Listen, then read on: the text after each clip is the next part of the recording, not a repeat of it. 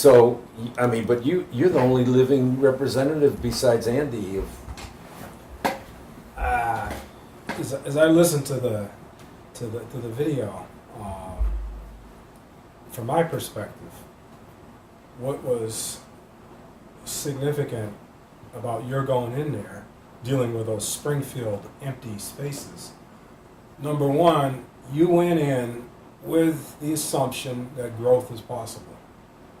Now, that could be said, oh, that's something we're just taking for granted, obviously, but I don't think we should downplay the importance of that. that's absolutely One, right. you went in Yeah. with the belief that growth is possible, accompanied by using the process of science to begin to explore all these spaces. Yeah, And all of these phenomena, the school, the community head start, that required analysis through a scientific orientation, where we begin to explore these phenomena. Now, impact, immediate impact, was when you had that question asked of the community, where do you want to be? What do you want to do for the rest of your life? You're telling them growth is possible. this is true. And they go, oh my goodness. Not that they articulate that, but they get that experience. For once, I'm beginning to see that growth is possible. And you put that in the context of a society, community, schools, family, where we're still, and we were at that time, dealing with the conflict of heredity versus environment. We are Absolutely, right now. with Not I mean just rigor. black, white, just Right, one person to another. right. To what extent are we determined by our heredity, our genes, and maybe our early conditioning and our circumstances? And to what extent can we use the environment, be supported by the environment, to rise above that? So that's the conflict. Conscious of it? No. But here they are, stuck in that morass, that bind, and someone's asking them, what do you want to do with the rest of your life? Wow. There's a signal there for growth is possible. So I contend that I want to reward that. that is the first thing I did. most powerful in which Yeah, no, I have a profound belief. You know that from Yeah. all the things I've said. I have a profound belief that it's not just possible, but under facilitative conditions, it's probable. And the first thing I did with the kids, remember, we got the kids that were falling out of junior high school, and I said, "Gee, I don't know. We don't have a teacher, an exemplary teacher, but Dave Berenson knows content, and Andy is a motivator. I'm gonna put the two of them together, and we got 2.5 years growth in 6 months in English and in math. I was for everybody else. That really wasn't for me. I already believed that. Well, the thing that illustrates for me is that you go in with growth as the hypothetical construct about which there's so much for us to learn.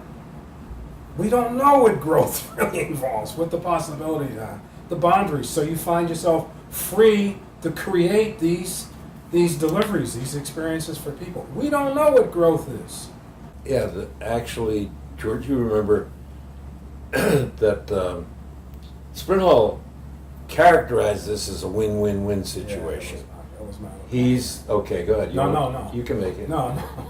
Just confirming. He what you're saying. characterized it as a win-win-win situation, which you know is agreeable for most of us. He's saying, hey, the corporations win, the community wins, and naturally I win. That's Dick's vision of the universe. AIC, the college won. So he's saying it's an ideal situation, a win-win-win. And we couldn't pull this off unless we changed our thinking to grow, which meant not just growing these people beyond anything they ever conceived of, but also growing the corporations to start interviewing them for jobs that where they saw them as the enemy stalking their employees, you know, by the time we were done, our guys were winning the jobs on interviews. Because we didn't have a clear path into getting those jobs. We just skilled them in interviewing, took their IPS and skilled them in interviewing. They won the jobs. And so we had to grow the community, we had to grow the corporation, and we had to grow the rest of town, the other parts that fit into this picture. Yeah, and through that growth, benefits emerge.